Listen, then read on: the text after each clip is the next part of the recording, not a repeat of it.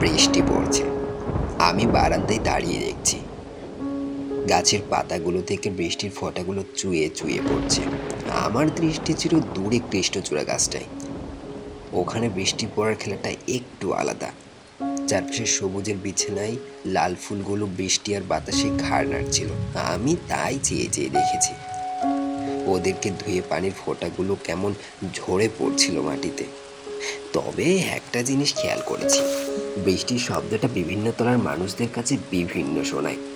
আমার শোনাটা ওই গাছের পাতা আর কৃষ্ণচূড়া পর্যন্ত হলেও নিচের তলার মানুষরা ঝরে পড়া পাতার মর্মরও শুনতে পেয়েছে যখন বৃষ্টি পড়ছিল ঝরা পাতাটার উপর। তারপর এক বিকট গর্জন। আমি দৌড়ে ঢুকে পড়েছি রুমে।